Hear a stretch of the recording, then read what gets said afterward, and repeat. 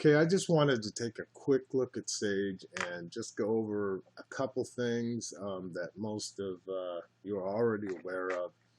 Um, Sage has a lot of reports, so if I am looking for, say, the hours on a particular project through the date that I may go in there in that spreadsheet, I'm going to go to Project Management,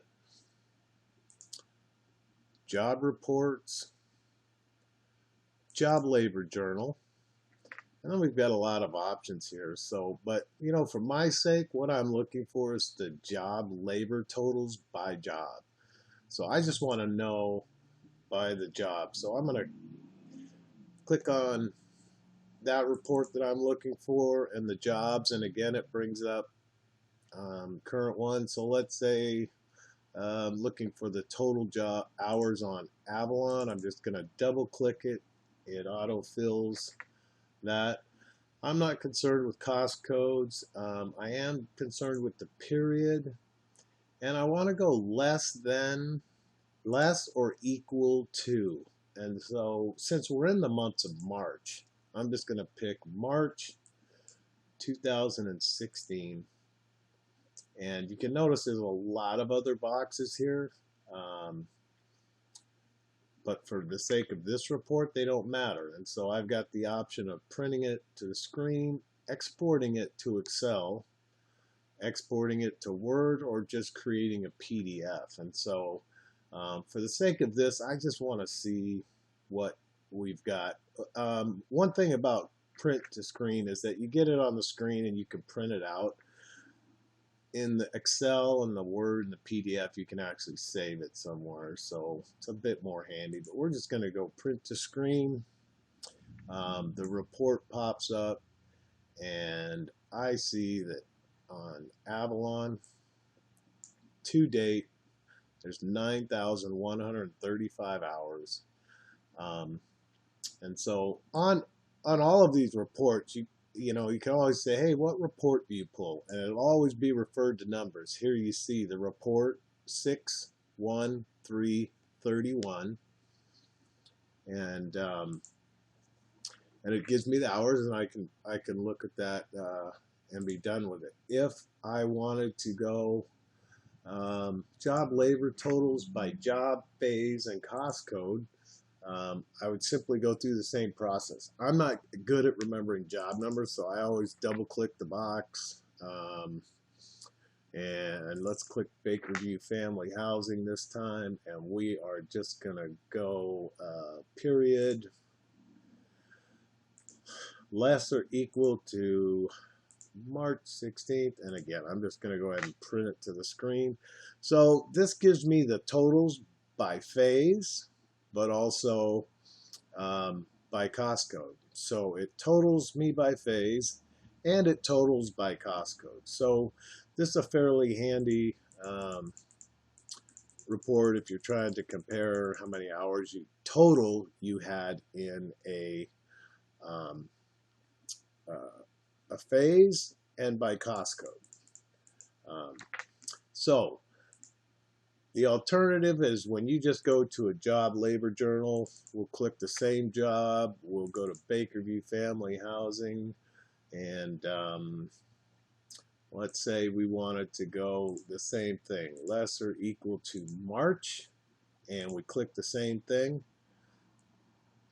You can see that it just brings up every employee's hours on this job. So a lot of data to scroll all the way down through pages and pages in order to get to that same total that we were actually looking for, that 7677. So this one you're going to want to use if you're looking on a date or you're looking for something else specifically. So these produce a lot of different types of report depending on the information that's put in there. And so I think probably two interesting ones would be job by phase by cost code, and then just the totals by job. Just gives me the there's also actual to budget report, which you can pull in here. That's an interesting. So again, let's just look at big Baker View housing cost type 2. I'm not picking a. You can pick a range of cost codes, but let's just not pick a range of cost codes. Let's just get the um, actual to the budgeted and um, cost code totals in this particular phase. Um, and again, this one is,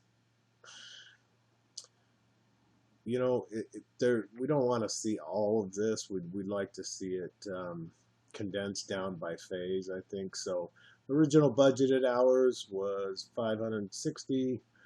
Um, we added 35, and so you're going to be able to scroll down and you know, again, you got to go through a bunch of info. So that's not the report that we want to actually see to compare with our budget. So we look at another report. So anyway, every report's going to have a series of numbers at the bottom, no matter what you're looking at. If you're looking at accounts payable, there's a bunch of payable reports, and there's going to be a payable aging. And again, bunch of different reports you can pull depending on the information that you're looking for. This one here would be looking for a vendor. So if I wanted to know what do we owe Cal Portland, right now we've got Field Materials Concrete. I'll go to Cal Portland, and I'm going to click in today's date and click OK. And we're going to see what we currently owe Cal Portland. A few of these take a little bit longer than others to run, especially if you export them. So just be aware of that. Not sure how long this one's going to take. We don't want it to take too long because I don't have the patience for it, and I'm sure you don't have the patience for it. What it's doing is it's looking through rows and rows and rows and rows and rows and rows of data to find out what we currently owe them is $70,000. What is 1 to 30 days is $250,000. 31 to 61 days is $5,700.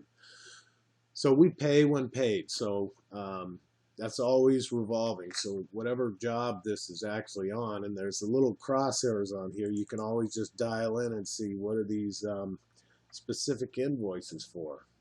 And all of the invoice numbers and the et cetera is going to be here. And so oftentimes you can drill down here, but that just gives us an overview of where this information is coming from. So lots of reports available, and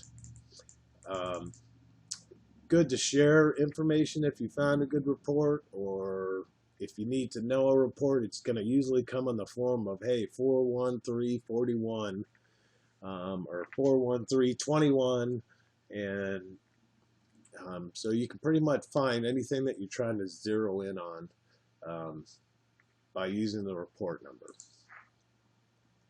Awesome. Thanks.